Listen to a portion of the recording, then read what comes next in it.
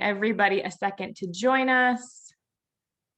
Again, I'm Shelby Alavecchios. I'm with our career guidance team here at ACMF. 30 more seconds to get in the room. Like, can we get some Jeopardy music or something? I feel like we need to have some kind of do. I know, we do, for sure. Okay, Awesome. Chessa, why don't we go ahead and get started? It looks like everybody's here. Again, welcome everyone to this morning's breakout session. I'm Shelby Alavecchios. I will be your facilitator this morning. We have Chessa Emmons presenting Veteran Access to Transportation, Barriers, and Solutions. Go ahead and take it away, Chessa. Awesome, thank you so much. Hello, good morning, everyone. Just getting our slides pulled up here right quick. I hope you all are having a wonderful day so far, just coming out of the general session and getting ready to hear some incredible breakout sessions throughout your time with the symposium. Super excited to see so many of you in here already.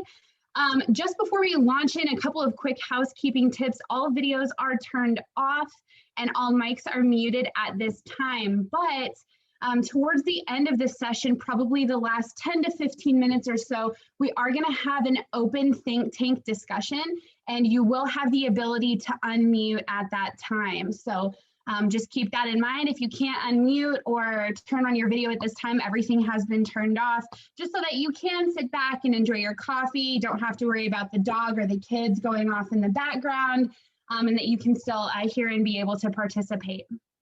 So I'll just go ahead and dive right into it. Good morning and welcome again, everyone. My name is Chessa Emmons. I'm the Be Connected Program Coordinator with the Arizona Coalition for Military Families. And this is the Veteran Access to Transportation, Barriers, and Solutions breakout session. So we're really going to take the opportunity to dive in and discuss some transportation barriers around the state and what we're doing to really address those. But before we dive into the transportation elements, I do want to give you a little background on myself. I'm a military spouse, military child, military sister, granddaughter, nephew. I have so many folks in my family that have served, and I was raised knowing that you serve or you serve the military. So that's what I'm here doing and what I love to do. I went to school for anthropology, so my focus is on studying people in all places, in all locations, at all times. And that's why I have such a heart and soft spot for serving the military community, because it is a very specific culture that I feel like doesn't always get the attention it really needs, especially during that transition element. So one of the things that we identified over the last year, among all of the things that COVID has brought into our life, transportation has been pretty significant. So we'll go ahead and roll into a quick agenda overview. I'm going to discuss some background elements to transportation and security, the barriers, how we kind of found out what's going on, how we continue to identify what's going on in different places, and then how we're taking the opportunity to approach those solutions with not the one-size-fits-all approach. We have a really varied culture in Arizona, and the rural, isolated, and veteran community is no stranger to that. So we're going to take the opportunity to look at how we're approaching that. But I also want to take the opportunity to discuss what we can do moving forward. So you're going to hear about some programs that are under development, some projects that are about to launch, but also I really want to take the opportunity to hear from you and what you're experiencing in your community at the boots on the ground level, what you're hearing, what you're seeing, what you know is going on, or even just being able to share some information that you or someone you know has experienced throughout this time. So I definitely want to make sure that everyone is at least starting to noodle on some things that you might want to share with the greater group when we have that opportunity to do so later. So with that being said, we're going to launch our first poll, because I am just dying to know, where are you joining us from? We had a little bit of a technical difficulty, so you're actually going to have two polls hop up at the same time. Feel free to answer them. You have about a minute to put your answers in before we close it out. But first and foremost, where are you joining us from? Are you in the northern, central, southern, western, or are you out of state as far as the regions within Arizona are concerned? And then finally, how are you going to help? Whether you are a community organization, a military organization, a government organization, or maybe you're even just a member of the community that does assisting with service members, veterans, and their families, or you're a service member, veteran, or family member yourself. How do you find that you might be able to get into this? And I'm interested to see, as you are learning things throughout this breakout session, how that perception of how you might help will change. So we'll give it probably another 30 seconds. It looks like 82% of the attendees have voted so far, so that's really exciting. Y'all are quick and engaged. Hopefully you had some more access to coffee than I did this morning. We'll give it just another few seconds.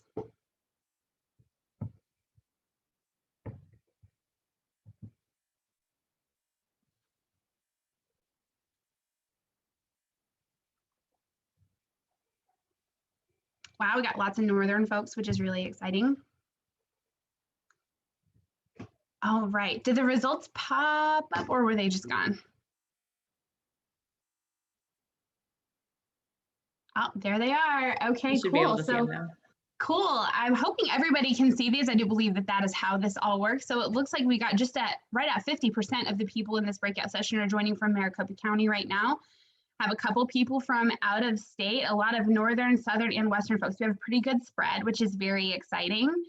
And then it looks like there's a much more even than I was expecting spread on how folks are planning to help. So if you did mark other on how you're planning to help or interface with the military veteran community, feel free to drop that in the chat box. And we can go through that here in a little bit. Actually, Shelby, if you just want to go ahead and maybe read off some of the things from the chat box that you're seeing, that would be great. So right now, everyone's chiming in with their military affiliations. We've got spouses, we've got people representing from the Air Force, the Army, from healthcare. It's a really great and very diverse group right now. So I'm looking forward to this session. Oh, that is very exciting. Love it, love it. Awesome. All right, well, let's go ahead and dive into it. So basically, here's the history and the background on us finding out that there was a transportation issue. So as many of you know, one facet of our Be Connected program is our navigator team. We have a statewide team of navigators in a variety of disciplines. We have community navigators, opioid use disorder navigators, and also career specialists that really focus on serving these people. We actually had some calls coming in from extremely rural and isolated veterans in and around the Concho area. If any of you are familiar with that, very isolated, but they're doing that intentionally, kind of wanting to live off the grid. Admirable. I feel that. Sometimes I wish I could just put the phone and the internet away and not have to resurface. But we actually were contacted by the VISN that includes Arizona to assist with these veterans who they were finding suddenly were no longer using the shuttle that allowed them to go from a designated location to their nearby clinic for services. So that could be retrieving prescription medications, checkup appointments, even something as critical as getting access to the vaccine. So they were really having a difficult time getting there, and we were trying to figure out how we might be able to supplement that transportation and ensure that these folks are able to utilize the benefits that they earned and being able to get access to their VA healthcare. So our navigators went out there, they drove as far as they could, hopped on ATVs from there, which I'm like, man, was that a rough day for me to be in the office and get to see them out taking that adventure. But they hopped out and they went to actually chat with these veterans and find out what's going on and what is the barrier that's keeping them from getting to that initial designation point whereby they would get on the shuttle and be able to go to their appointments. So upon discussing with the veterans, they found out that because they are so isolated, there aren't really paved roads out to this area. So when it would rain, especially up in the areas in northern Arizona where it is like a little more dense forestry, there is a lot of rain, a lot of runoff from the mountains, it would just turn these roads into complete mud. They weren't able to get out. So what seems like something very simple for most of us to overcome is becoming really challenging. The lack of cell towers in this area also influences an incapability to call and say, hey, we can't make it to the shuttle. So unfortunately, when it looks like someone is just no longer using a resource it's time to allocate that funding to another resource, right, that might be a little more beneficial to the community. No fault to anyone, but it simply just looks like people were no longer using it, that they didn't need it anymore. So we had the opportunity to sit down and say, all right, if this is going on, how many other veterans in this area are also being approached with these barriers, not knowing how to overcome these barriers to even more simpler things than healthcare, like getting access to food or other essential items you might need in your home. So we were able to pull together a concept about transportation. I'm going to launch into that in the next slide here. But another thing I did want to mention too is that the navigator who was initially assisting with this and discussing with the veterans in that area about what was going on, many of you may know her since we have a lot of Northern folks in here, but Amy Backus was actually the Flagstaff navigator at the time that this happened. So she was in the group that hopped out on the ATVs and discussed with these folks. And she's actually now our Northern Arizona community coordinator. So she has helped facilitate a lot of the partnerships that have gotten this Be Connected transportation program off the ground. So it's always nice to see things kind of come hand in hand. So some of the barriers that I was just mentioning to you is we have that designation point, right, where folks get to this designation point, they hop on the shuttle, and then they go where they need to go. But if you're transportation insecure, and that isn't necessarily just not being able to drive, but maybe it's consistently not having access to it. So maybe your vehicle needs new tires, or maybe you can't afford registration, or maybe you haven't been able to renew your license. There are a lot of things that come into being transportation insecure. So if you cannot get to that pickup location or to the location where you're dropped off and you can't get back home, you're not going to be able to utilize that service. Additionally, that really influences the feelings of isolation that people are experiencing. And COVID did not help that whatsoever. We became more isolated than we ever had been, and some of us ever in our lives. And you're not having the access to friends that might have been able to take you places, family members that might have been able to take you places. And additionally, a lot of the public transportation really had to pause for a minute and think, okay, how can we do this safely? How can we transport people without increasing the risk of infection spread or anything like that? Additionally, access to waypoints is really minimized when you're using services like a shuttle. But we didn't want to overstep and take over the shuttle because it still is very necessary. We just wanted to make sure that people who maybe aren't able to get the shuttle and utilize the shuttle can stop at places on the way back from their appointment and get access to the resources they need. So that could be stopping by the library to get a new book, running by the grocery store for a gallon of milk and a loaf of bread, or even stopping by the pharmacy to fill your prescription after your medical appointment. So the VA shuttle that they were utilizing, it was pick up from the point to the doctor's office, back to the designation point, and then they went back home. There was no opportunity to stop along the way. So we found out, okay, here's the third thing we really need to do with this transportation program. We can really be able to facilitate that by having folks be able to be transported around. So just to give you a little bit of background and some of the barriers that we were trying to consider when we were in the process of developing a program. So this poll was not included, but I am curious to ask. So if you just want to go ahead and drop your response in the chat, that would be amazing. Does your community experience transportation barriers? So go ahead and just drop it in the chat. And then Shelby, if you want to rattle those off as they're coming in, that would be awesome. I would love to hear for those of you who know, or maybe you didn't know and you're going to look out for it now, but I am curious. So we're getting pretty much yeses across the board. Scott, Sean, Carla, yes, yes, yes. Francisca, yes. I don't see one no. We have one sometimes. So it looks like pretty overwhelming. Yes. Yeah, definitely Mojave County. Oh, I see you, Jennifer. Jennifer, I'll actually highlight her for a second. She was assisting as a volunteer driver with our transportation program and has since joined us as a volunteer driver. So Jennifer, welcome. I'm glad to see you in here. You were instrumental in the COVID community support effort. I'm looking forward to discussing here briefly in just a moment. Awesome. Well, this is really exciting. I mean, it's not exciting to know that people know that they have issues, but the good thing is that when we do find out what's happening, we have the opportunity to approach it in an intentional way. So this is really, really excellent. All right, so just to hop back over here. So basically, we wanted to create a plan of action. So first and foremost, we want to take the opportunity to provide acute support. who are the people that need to get where they need to go now, and how can we help them? But also, we really wanted to focus on building a more long-term and sustainable transportation model. So if that includes doing routes within a community and getting the same people out and about like they need to, and having the opportunity to sit down and say, okay, what's influencing your transportation insecurity? Is it a lack of financial stability? How can we help you with that piece of it? Is that you are unable to drive and you don't have any family around? Let's discuss that. So it really is excellent being able to take the opportunity to not just satisfy the immediate need, but focus on the more long-term and wraparound effort. We also wanted to focus on the longevity of the program. So yes, let's do this. Let's figure out what's going on. But again, building that sustainable model that continues. It's not just about having a project and utilizing a grant fund to be able to crush that project, but really be able to establish a program that is ongoing and consistent. And then finally, we wanted to make sure that the community was able to connect with Be Connected partners, and that we were able to pull partners in each of their areas and make sure that they know where to turn when they are addressing a client or a situation that's not their realm of expertise or that they are unfamiliar with. So I want to take a second to really highlight the NARBA Institute and MAG, the Maricopa Association of Governments.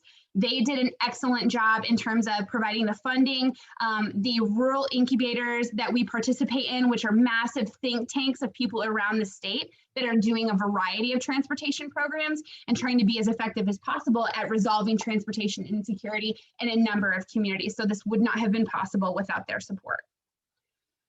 We wanted to start by doing transportation with volunteer drivers. So we had this really grandiose idea of bringing a few communities online that we had done assessments in, and we really focused our efforts on Northern Arizona as a pilot, since we already had the issue identified with Concho and the Show Low Clinic. As we started onboarding our volunteer drivers, the COVID pandemic decided to rear its ugly head. So that really threw a wrench into the entire system, especially because moving people around then became a more cautious measure. We wanted to make sure that our volunteer drivers are safe. We wanted to make sure that our veterans are safe.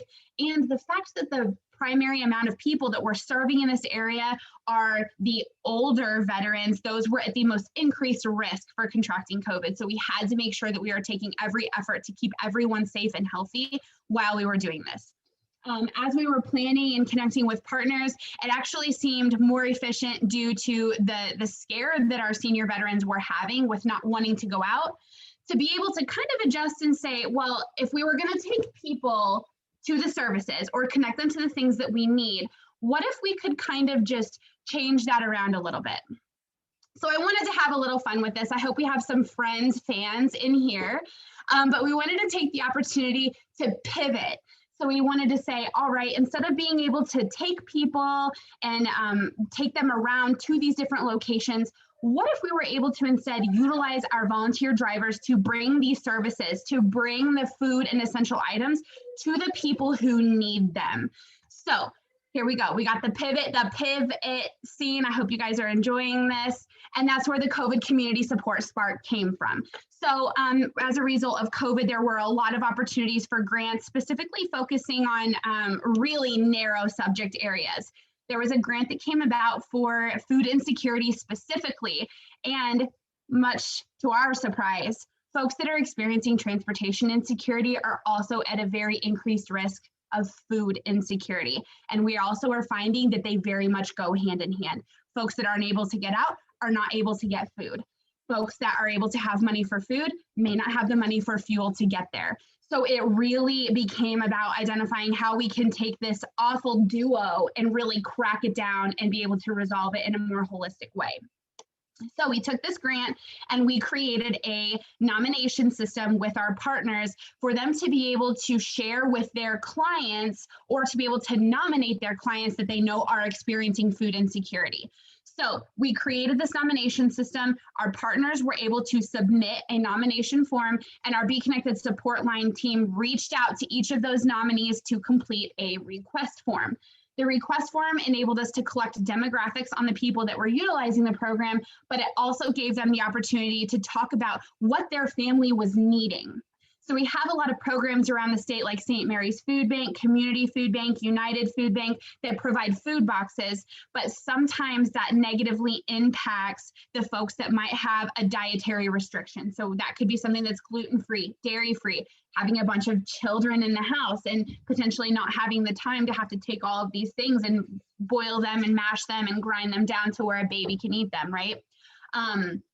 Or even any other dietary restrictions that one might come into contact with.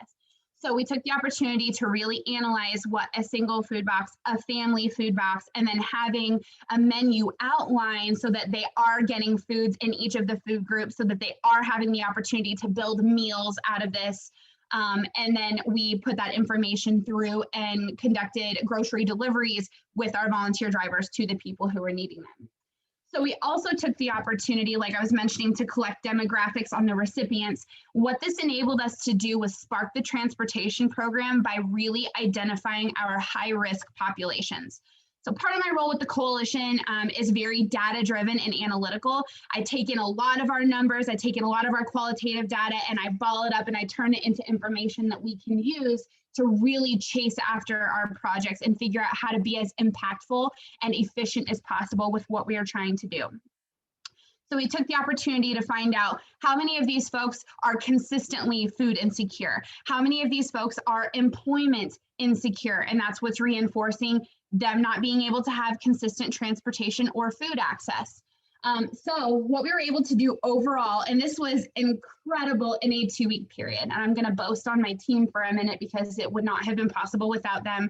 We found out about the food insecurity grant, and within 26 hours, we created an entire pipeline to be able to facilitate this project and then knocked it out in 2 weeks. So instead of just saying, hey, here's all this money for food insecurity, which is easy. If anyone's ever been grocery shopping, you know how expensive things can really be, especially when you're feeding a family. It's easy to get rid of money for food, but what's really difficult is finding out how you can continue to serve those people. So these 118 households, that was just shy of 300 veteran service members and family members that we were able to get immediate food access to. We were also able to envelop them into the career navigation pipeline if they were seeking immediate access to any employment opportunities, any assistance with educational matters, financial assistance connections, which includes another project we're going to be talking about in the Reaching Rural Veterans breakout session that's coming next. So feel free to hop into that one if you want to hear some more about some of these projects. And also really being able to connect with the tribal communities. I wanted to mention that specifically, that the tribal communities have been really impacted by COVID, especially with how the reservation had to kind of close off and isolate with not allowing folks in or out. So that was really, really challenging, even just getting water and firewood to these people who really needed it during the winter. This program was able to assist with that, with getting volunteer drivers that were on the reservation to be able to deliver these things. So it was important that we're able to gather that information. And like I had mentioned, we had 26% of our folks mention that they had consistent food assistance that they needed. They were ongoing food insecure. So literally saying that I had no idea where my next meal was going to come from. We had one woman speak with our community coordinators and say, I literally have $5.35 in my bank account and I've got 5 kids. I had no idea how I was going to put food on the table tonight, and I'm pulling food out of this bag like, oh my goodness, I can make this and I can make this, and I don't know what I did to deserve this, but I'm here for it. And I'll tell you, I have a almost 1-year-old and a 5.5-year-old, and I could not imagine being in that situation, but we were also able to provide her that ongoing support and connection to the Be Connected program so that she can challenge those other barriers she's experiencing in her life. Instead of just worrying about food today, tomorrow, and the day after, she's actually going to be able to find out how to get into a better way financially so that in the future, she's the one that's giving the advice and being able to help folks move forward past their barriers too. So as a result of this effort, we were able to move forward with partnering around the state. We're about to launch phase 2 of this project in Southern Arizona, so that's very exciting to be moving forward. We already have quite a few folks that are lined up to get into our volunteer driver pipeline. So I wanted to showcase our communities really quick. Show Low, Weaver Mountains, Payson, and then Mojave County with a focus on Kingman, Bullhead, and Lake Havasu City, because everyone wanted to be a part of it. They were our launch communities while we were focusing on Northern, but we have since expanded into Prescott as well, since it is kind of nearby the Weaver Mountains area, but also Yuma, Tucson, Sierra Vista, and Pinal County are our ones that are coming online. So if you are in or near these operating areas, I would love to talk to you, and you will see some contact information at the end so that you can be able to reach out to me and we can figure out how to partner in the most efficient way to serve the people you're serving and also pull you into this pipeline as well. If your community is not listed here, I also want to have that conversation. I want to find out what's going on in your community. And like I mentioned, we're going to talk about that here in just a few minutes. Okay, so the forward momentum, I discussed a little bit. We're about to launch the second phase of our COVID community support effort, really replicating that Northern Arizona pilot in the other areas. We created a statewide food pop-up project. So every other month beginning in June, we're hopping around to different areas of the state with our various food bank partners to have pop-up food events. And this is the same concept where we're going to be pulling those folks into the Be Connected pipeline and seeing how we can really peel back the layers of the onion and get them access to the resources they really need. We're also working with the Southern Arizona VA healthcare system to create an internal food pantry and crisis pantry, but also creating pop-up events and helping their veterans that are utilizing telehealth visits, but are identified as food insecure to get food deliveries to their homes so that they're not worrying about that barrier as well.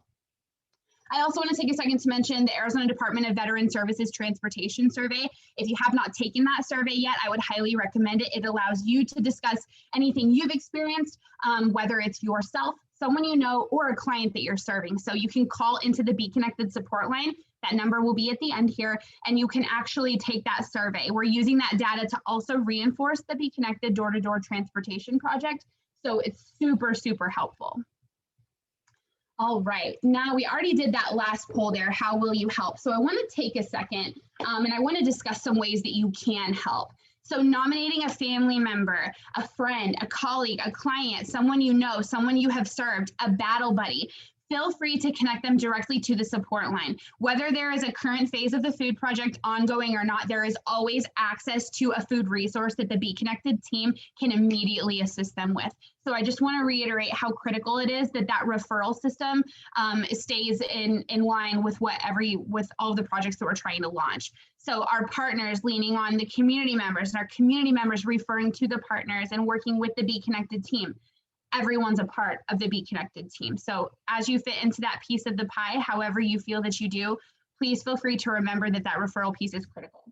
Sharing on social media, email, and through word of mouth. The food pilot that we did with our volunteer drivers across Northern Arizona was so quick by word of mouth. We had so many referrals coming in. It was really incredible, but folks just sharing it and sharing it is what made that program so successful and allowed us to serve as many people as we did in such a short amount of time.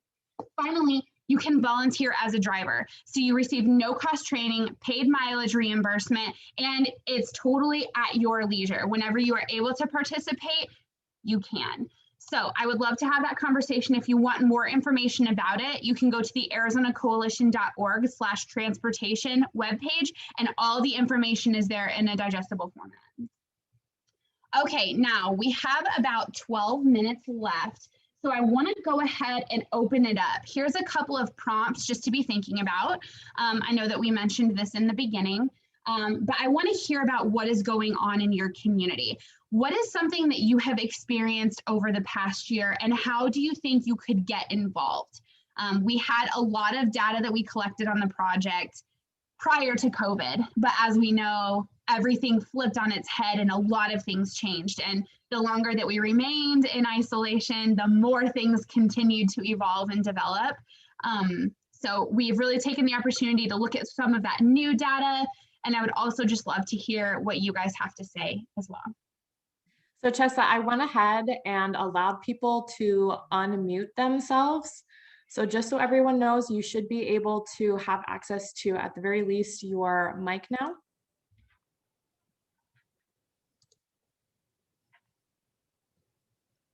And Chessa, do you want to go ahead and pose the question again, and let's see if people can hop on?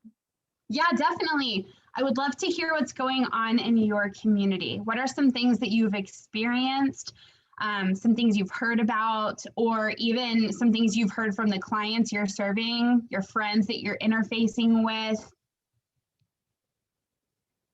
And if you can't unmute, please let me know. I will make sure that I unmute you individually if you are not able to, for whatever reason, access unmute.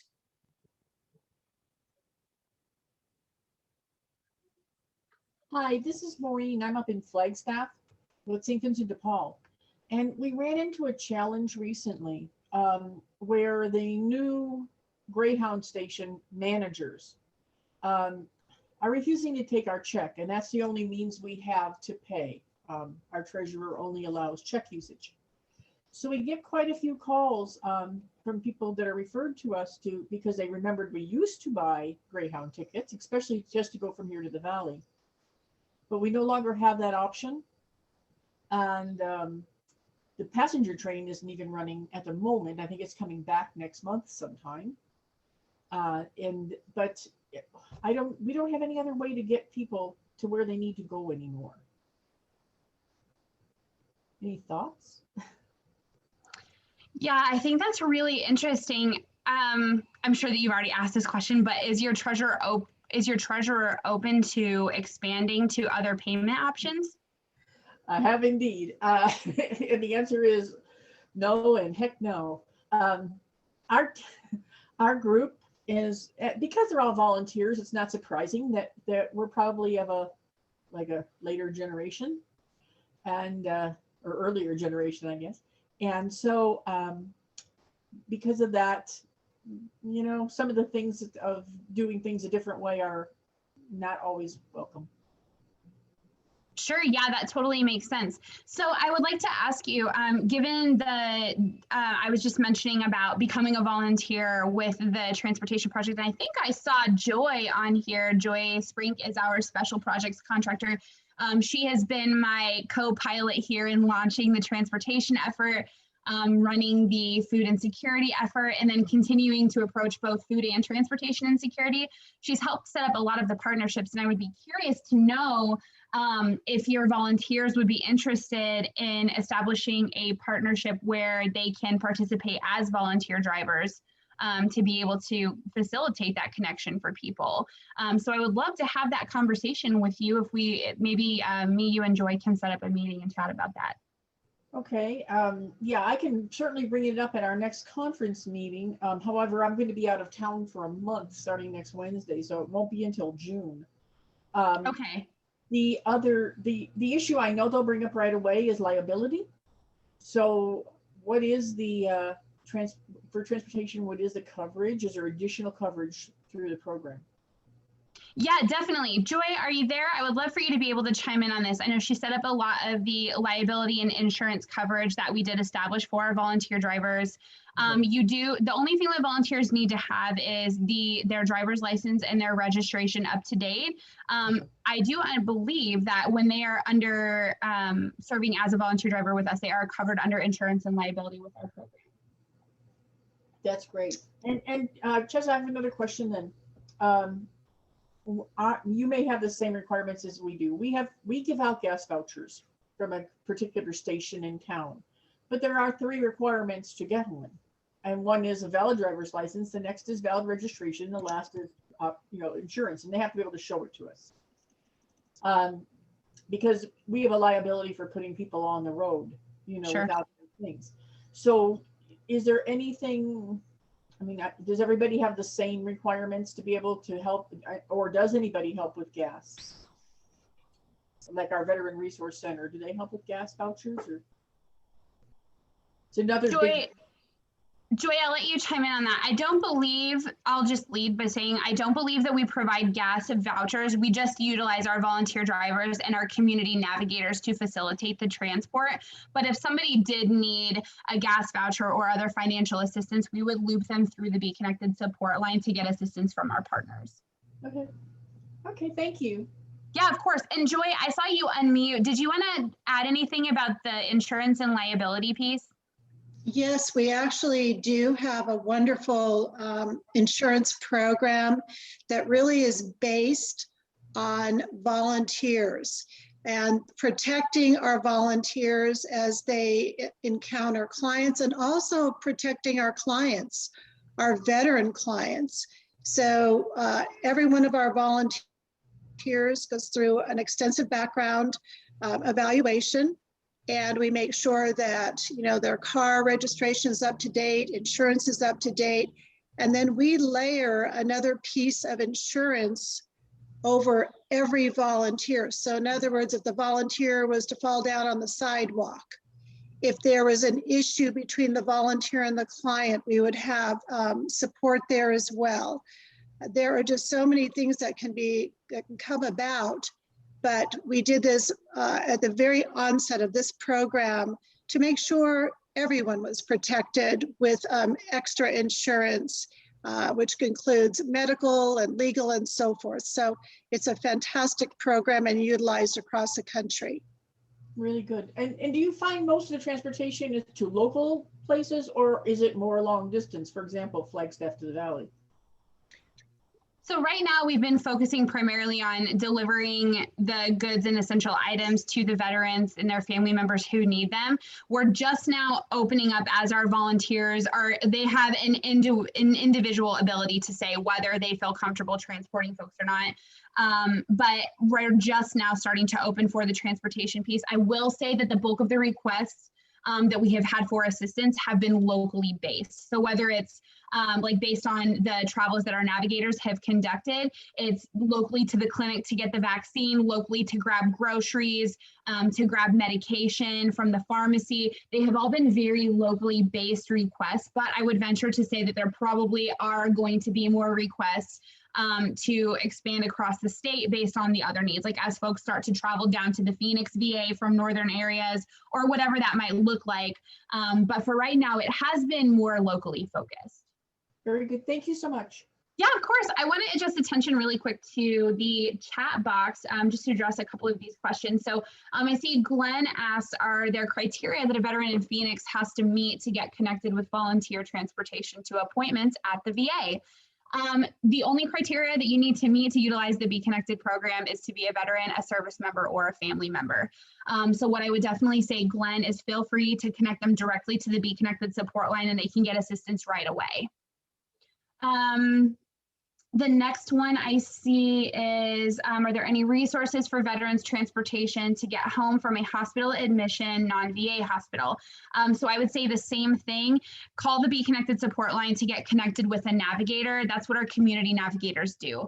They work directly with veteran service members and their family members to get them direct access to the resources they need. And if that means coming home from the hospital to their house, that's definitely one of the items on the list. So I would definitely recommend calling the support line, and we have 2 minutes left. So I'm going to go ahead and click to that slide.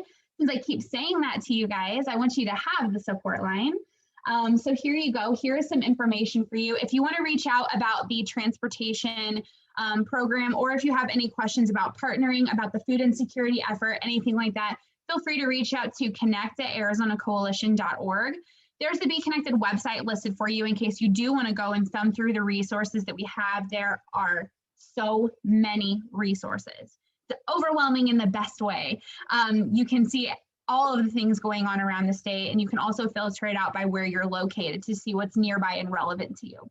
Finally, information about the transportation project is listed here as well. I do see that I've been telling you the Be Connected support line number, but I didn't put it on here, so I'm just going to drop it in the chat for you really quick.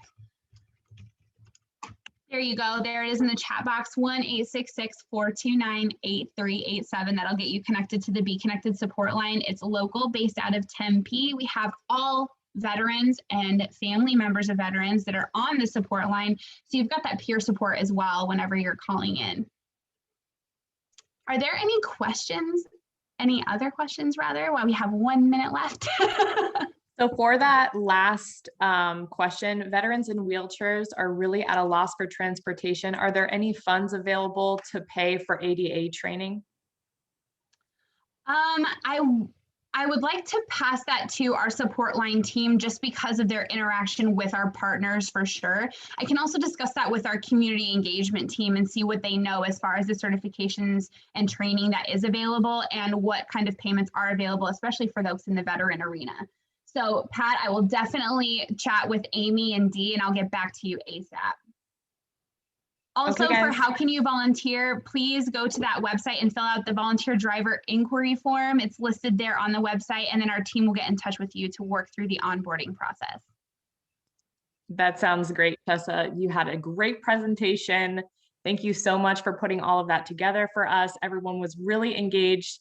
At this time, I'm going to ask that we end the meeting so we can stay on schedule. Everyone, please go back to the agenda at the conference center so that you can take advantage of another breakout session. Thank you all. Have a wonderful day and enjoy the Have a great symposium. day.